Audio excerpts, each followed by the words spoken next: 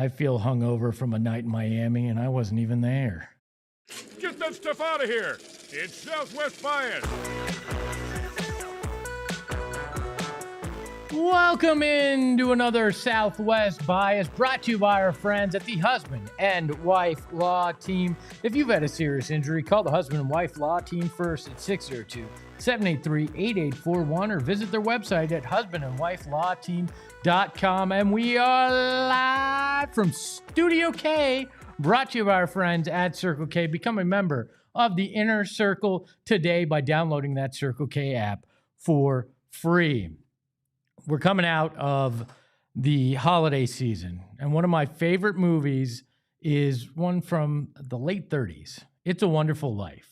Well, we all know this movie and the whole theme behind it. It's about a gentleman who does not believe that his life has much value and thinks about ending it until an angel shows him what life would be like without him and how bad it would be for everybody around him.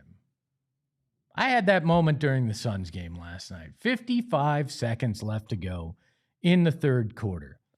The Miami Heat on a fast break, and Devin Booker stops a lob to Pelle Larsson, which then leads a fast break for the Suns to cut the Miami lead to 3. Suns in the midst of a major comeback after being down 20 points at one point in that third quarter. And then you realize what had just happened. Devin Booker, as he came down from disrupting that lob, falls to the floor in pain to the point that he has to limp off the court. And he doesn't go to the bench. He goes straight to the tunnel. And in that moment, I realized just how fragile this Sun season might be. Just how important Devin Booker is, and just how bad life as a Suns fan could get despite the feel-good moment and the feel-good season that we're in the midst of. Suns went on to lose to Miami. That's fine. You're over 8 games over 500 right now. But that brief glimpse of that future, of what could happen in a blink of an eye, scared the hell out of me. Because when you look at this Suns team without Devin Booker, they're 1-2 on the year, but they're only averaging 98.3 points. They got blown out by Houston, 117-98. They got blown out by OKC in the worst loss in Suns history, 138-89. And then they beat Minnesota. Well, Minnesota was in their tailspin, 108-105.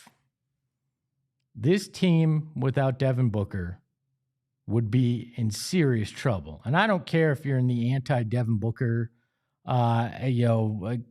court in that group. There's a small group, a loud group of them. But I don't care if you're in that group. You have to admit just how bad things would turn. We weren't sure what was going on. And then he came back, and he was on the bench, and he checked back in the game. We all breathed a sigh of relief because it appears to just be a left ankle sprain. But we don't know how bad that's going to be. We don't know if that'll keep him out. Sure, he came back in that game, and that happens. When a guy's got adrenaline or they give him a shot of something and he comes back, that happens sometimes. And then he misses subsequent games. We haven't heard any update. There's some speculation he'll miss the next 2 in Detroit and in New York. And the idea of not having Devin Booker in this group would change the entire context of everything that this team has done and what they'll be able to do. It essentially would put you, in a lot of ways, where people thought you were going to be. Because Devin Booker is the hub of your offense. Devin Booker is the guy that is the catalyst, that is drawing the defenders in and creating a system around him that works to get guys open looks. If this injury is anything more than a mild ankle sprain, anything that lasts for a significant amount of time, that's a scary proposition. And it also made me realize how much we have to enjoy what we're going through here right now. That there is a fragile ecosystem that this team depends on to succeed. A slim margin for error. And that game last night in Miami showed it. Even when Book was playing, they have to play almost perfect defense. They have to be a team that fires on all cylinders on both sides of the ball to be able to win. And that is not something you can do without Devin Booker. And I want to enjoy this ride. I want to enjoy it more than we've enjoyed a lot of rides. We take a lot of things for granted, especially when it comes to the Suns. It's been, when they get to the playoffs, we'll pay attention. Or, it's championship or bust. But guess what? All that is so fragile that if we don't have some enjoyment now, we may not get that for a while. I'm glad Devin Booker wasn't seriously injured. And the fear of that kind of leg thing where you come down on it and there's a hard impact, you never know. We all watched what happened to Paul George. And that was the first thing that went through my mind was, holy crap, how bad is this? Are we in trouble? Where does this go from here? But I am very, very glad that it wasn't as serious as it looked, because there's a lot of good and fun basketball left on the horizon as long as Devin Booker's playing. And yes, Jalen Green will come back, and that will help this team, and it would give you a little insurance if Devin's out for a little while. But you don't have the benefit of that at the moment. You will soon, but you don't at the moment. You're also 2 techs away from Dylan Brooks being a guy that isn't playing for a game and then will miss games after every subsequent 2 technicals. This is a delicate ecosystem that you're playing with, and any little factor could set it off the rails. And I am so damn glad that we don't have to sit here and be overly concerned about a life without Devin Booker right now. But we could be one play from it. So enjoy what we're watching. Have fun with it while it's going on. Because these moments are fleeting. We don't know that we'll get them in the long run. But we need to enjoy it while it's going on. Because with 55 seconds left to go in that third quarter yesterday, it all could have come crashing down. Instead, it looks like we've avoided the worst. And now there's an opportunity to continue going on and playing forward with Devin Booker at least 80%, we hope, until that heals. We'll find out. We'll get an update today ahead of the Pistons game. We'll see if he's on that injury report. I think it's going to take a hell of a lot to get him not to play in Detroit, in his home state, and to not have him play in Madison Square Garden on Saturday, a place that he has had some amazing games in. But we're going to see. And we'll find out real quick what life without Devin Booker is like again if that happens. Like I said, they're 1-2. They average 98.3 points without him. It's not a world I want to see. But maybe that's just my Southwest bias. We welcome in the mustache behind the Mac, Shane Diefenbach. Shane, how are you today? Great. Did you almost throw up when you saw Devin Booker get hurt? What's up? Did you almost throw up when you saw Devin Booker get hurt? I was making dinner, so that would have been bad if I did that. I was so scared. I mean, that moment, you see it, and a million things go through your head, and when a guy goes straight to the locker room, that makes you really go, oh, okay. Yeah. Okay.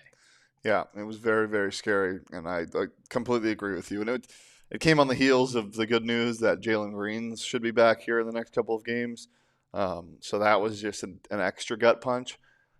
just give me a fully healthy team, please. I just want to see what this team can do fully healthy. Yeah. But man, can we talk about how much that stung that you didn't win that game last night? See, Oh, we debated this on the post game. yeah. And for me, that first quarter and that first half in general stung more than the fact that you didn't close it out. Why? Because you dug yourself such a damn big hole by not playing the kind of basketball that you've been known to play. It felt heartless at times. It felt effortless. The rotations were slow. Yeah. And you were like, okay, it's the first time, or at least one of the first times this year, that I felt like crap. That's not Suns basketball. They stormed back, but I mean, that's such a huge hole to dig yourself out of. And then you got to hobble Devin Booker in the fourth. I can justify that. The first half made me more upset than not winning in the end. Yeah, I'm not talking about like they should have won. That's not what I mean. I'm just talking about that stings because that would have been such a marquee win for this team. That's fair. On the road, because I was trying to explain it to somebody last night about like why it's like they're like, are the Heat good? I'm like, well, I mean, it's not are the Heat good? It's who the Heat are. Mm-hmm. And yeah, they're a very good team in the East, but it's winning on the road in Miami with Spoelstra as the coach, and I was joking about Heat culture last night, but that is what it is. Like, it's so hard to beat that team, and once you dig yourself in a hole, getting out of it with a team that is so buttoned up and plays like they do, yeah, their heyday is behind them a little bit. You know, your LeBrons are traded for your Norm Powells now, but Norm Powell has been playing otherworldly this year. Like that's why that hurt a little bit. It's not worrying. It's just, man, that would have been nice to win that game. I think it. I'm not a glass half full guy usually. I'm not a moral victory guy, but I actually think it may serve as another wake-up call for this team. They rarely play poorly back-to-back games, and you're going to face the Knicks at home, who you just beat, one of the best teams in the Eastern Conference. Or excuse me, you're going to play Detroit and then New York. And Detroit's the best team in the Eastern Conference, then one of the second best. In the Knicks, and you look at that, and after that kind of a stinging loss in Miami, you're gonna come in with extra focus against Detroit, especially if Devin Booker's out. You have to sit there and you have to buckle down and play flawless basketball to compete in those two games. And this is going to be here's the film. Here's what you did. You did not play Suns basketball, and this is how you clean it up. So I appreciate that at least, if there's one silver lining in this, you start the road trip off on that note, which hopefully will help you in the back 5 games of it. Yeah, I also just loved how chippy it got last night. I do too. Like that is – I love it. I love it so much. And again, I think that's another reason where I was like, damn, I wish they won that game, especially when, Book gets all pissed off. You're like, this could go one of two ways, and it did go it went the good way first, and then some of those shots weren't falling. But yeah, overall, I think this is going to be good for the team, and I'd be worried if I was the rest of the West right now at the top, because this team just kind of emerged out of nowhere, and you didn't have to think about them. And now, if Jalen Green looks good when he comes back, are you concerned with Dylan Brooks? Like the Dylan Brooks experience is elation and frustration, all packed into 4 quarters a lot. No, because like the cost is so worth the reward with him, because he's not just Draymond later in his career. Obviously, he's definitely not Draymond early in his career when he was one of the best players on the floor at all times. But he is a very good player for this team. He's not just Draymond, where like right now, he could be a liability when it comes to that stuff, and he's not really providing a ton. He's one of the best scorers on the court every night, which is hilarious because that's Dylan Brooks.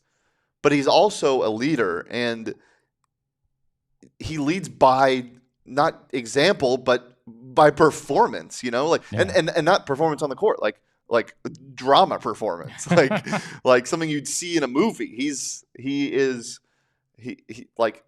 establishes that culture on the court at all times, and so I'm fine if that is leading to technicals and what have you. Last night's technical was total crap. They need to review that and rescind it. Yeah. They've already rescinded one of his. There was a lot of talk yesterday that he had 15, one more that was going to happen, or one more he was going to get suspended. No, they had rescinded one as well. So hopefully that doesn't cause an issue. Shane, what was your highest point total in high school basketball in the state? And not high school basketball because it was very low, and it was not 103/4. What was it? I put up 21 against a team in Flagstaff once. All right. Did you see this kid in Maryville that dropped 103/4? Crazy. It blows my mind. I don't. That's insane. It's 33, roughly 33 points per quarter. I mean that's a whole lot of crappy defense, but that's a hell of a lot of good offense. Who the hell were they playing? The Sisters of the Blind and Poor. I don't know, but that's a hell of a moment for that kid to have that on your resume. No stars either on 247. I checked. Really, so, yep. A 0-star kid that drops 103/4. You think he gets a half a star for that? Maybe. I mean, you would hope. Even with no defense, scoring 100 points in 3 quarters, I'd struggle to score. If you had 3 12-quarter, 12-minute quarters on a clock, no defense, and you timed me to try to do that, I think I'd struggle to score 100 points in that time. It's halftime on the program. On the other side of the break, we're going to tier our head coaching candidates for the Arizona Cardinals, but enjoy this halftime performance. Gila River Resorts and Casinos. Some of us, we have to go to Vegas, and we go up there, and it's a lot of work, right? But not this month and not through April, because our friends at Gila River Resorts and Casinos are bringing Vegas to the Valley. That's right. Gila is introducing Vegas vibes in Phoenix with their Vegas residency. Now through April, the Vegas residency at Gila River Resorts and Casinos is going to bring that energy, that attitude, and the excitement of Vegas straight to you. So no longer do you have to hop on a plane, take a 5-hour car drive. No, you're going to enjoy exclusive content and concerts, extended DJ sets, showgirls, chef-driven dining, pop-up bars, and surprise cameos. You don't know who's going to show up. Plus, don't miss the fabulous Corvette giveaway and special perks to loyalty members. You bring you, they bring Vegas. Only at Gila River Resorts and Casinos. Visit playatgila.com for the full calendar of events. Window Depot. Holidays are over. The guests are gone. Your home is yours again. But you're looking around and you're going, you know what? It's time to actually upgrade some of this. And you're saying, Espo, it's Window Depot. I don't need new windows. I got double panes already. It's not just windows. They're more than a window store. You looking to redo your bathroom or some of your kitchen? They've got you covered. I'm going to redo a bathroom. I've told you about it. The missus doesn't know, but I think I'm just going to redo it myself. Not really. I'll hire somebody, but they've got designers at Window Depot that will help me make it look exactly the way I want it. And then since 2002, they've been serving the Valley, and they have so much in store. It's built for builders, but it's loved by homeowners, and they have the best prices and the biggest selection. So no matter the job, they've got you covered. So stop by one of the 7 Window Depot Arizona locations and see for yourself why they're way more than just a window store. Man, unbelievable performance by you two there at halftime. If you missed it, I'm sorry. You're going to want to go back and check out one of the best halftime performances we've had on Southwest By. I say big thank you to the crew there. And a big thank you to all the bias in the chat. Good to see Deborah, Max, Francisco, the whole group. Kara, as always. Kara, as always. Connor, everybody. It looks like Chris is in there too. Thank you all for stopping by, being part of the program. Hit that like button if you have not already become a supporter club member like Kara and Deborah. Do it now. Hit that join button. You're going to unlock special emojis, exclusive videos, and so much more. Best part, just $5 a month. Cost of a cup of coffee, and you're going to get a free chat, that super chat that's going to happen right away. So if you're already dropping $5 worth of super chats a month, just become a member. It's that easy. I promised you this before the break. It's time for some tearing up.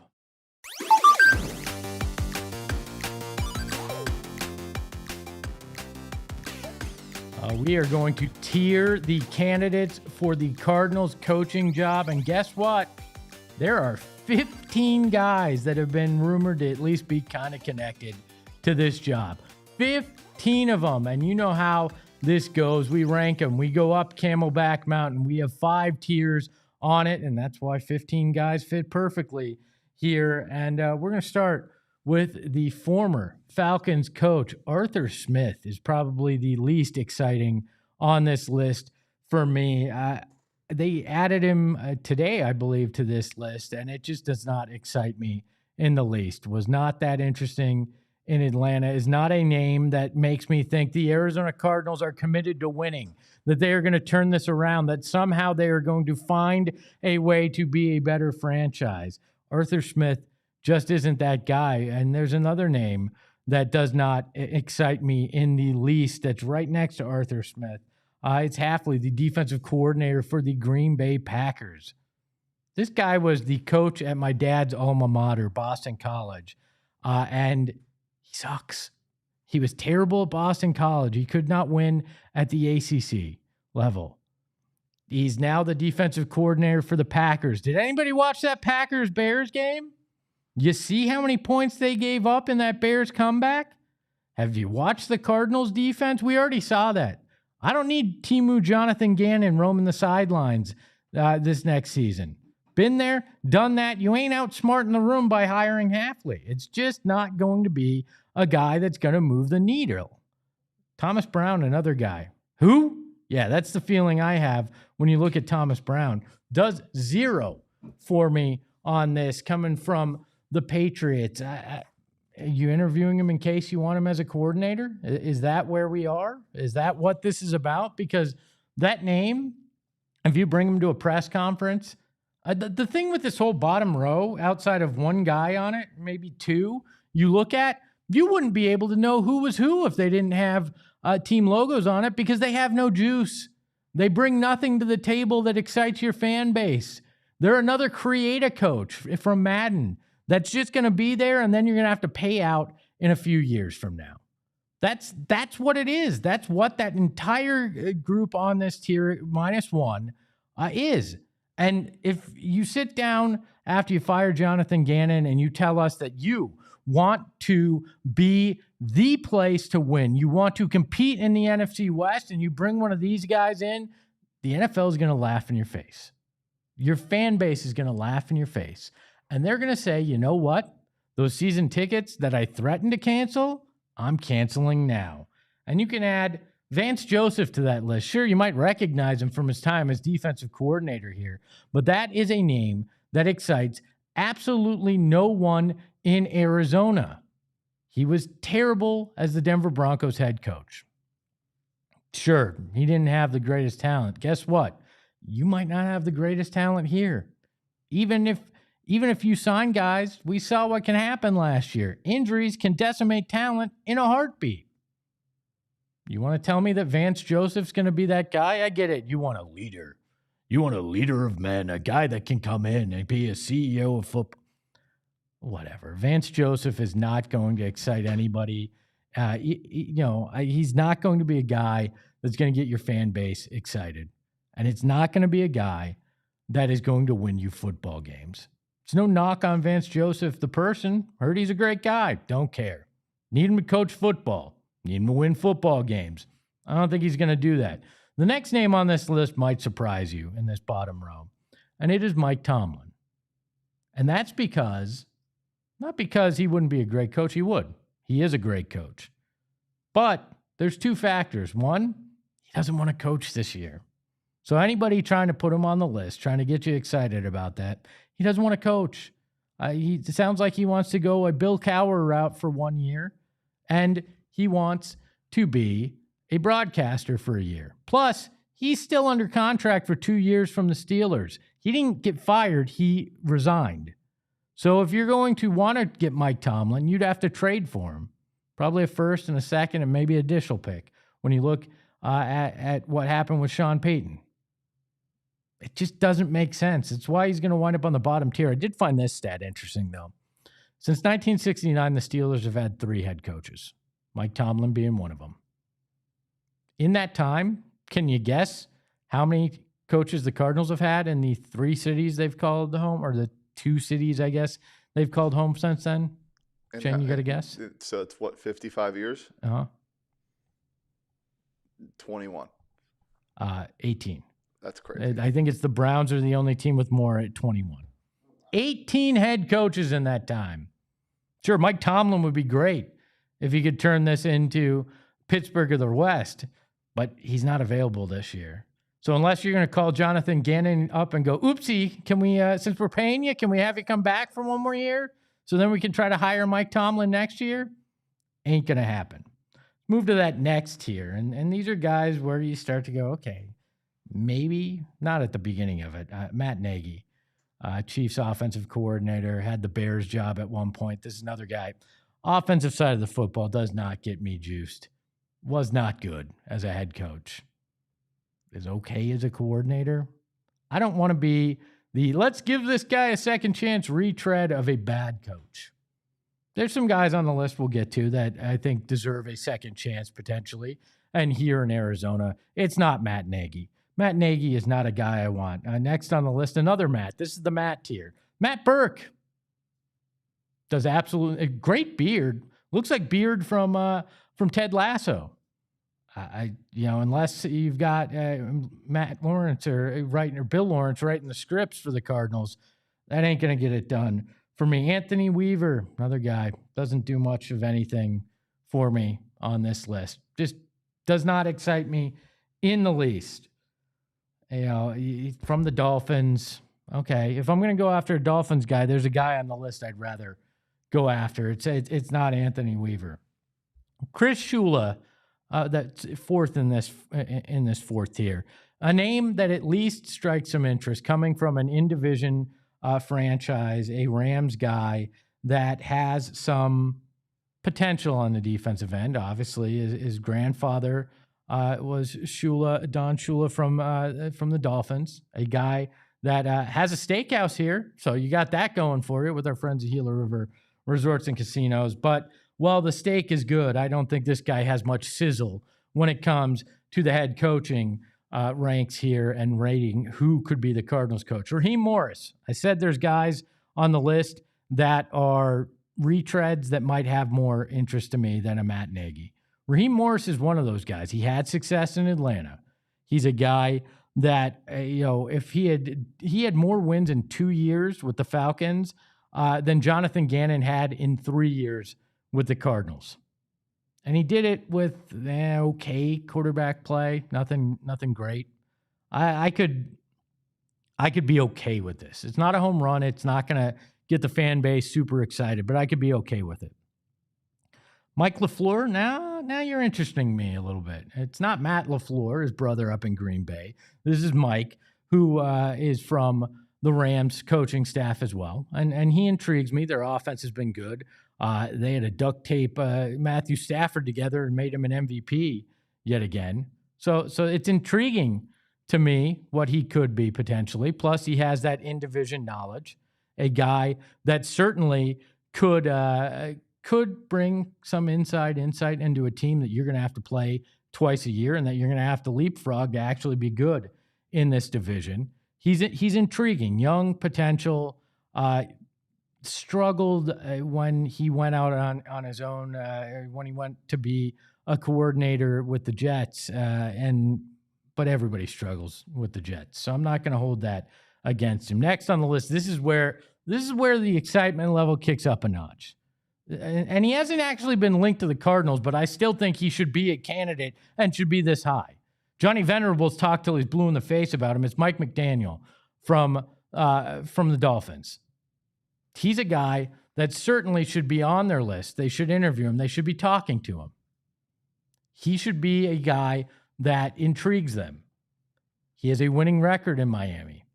He's a guy that knows the offensive side of the football. Hell, he made Tua look like a decent quarterback with his scheming.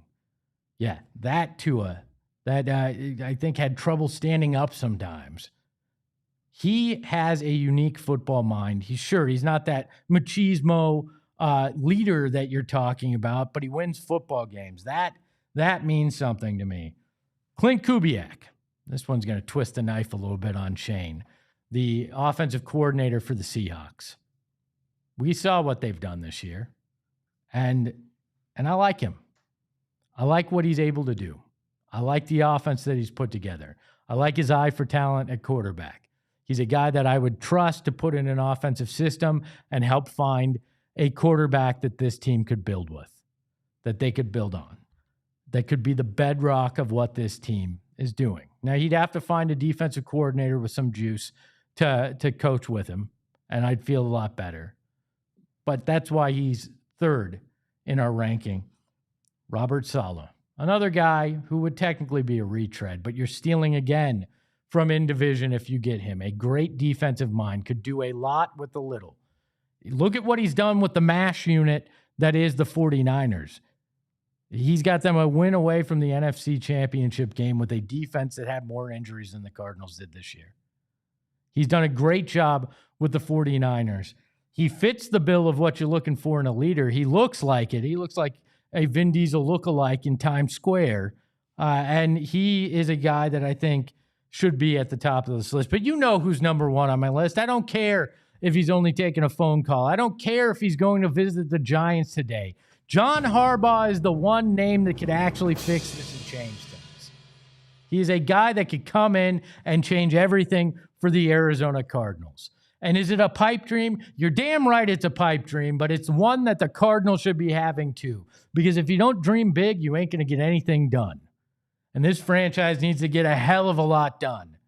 So that's the guy at the top of the mountain. That is the best head coaching candidates. We tiered them up here for you on Southwest Bias. A big thanks to Shane Diefenbach, who I made do a hell of a lot of work today, and I appreciate him coming through with it and doing it beautifully. You can follow him at Shane Dief. You can follow the show at PHNX_sports, and you can follow me at Espo.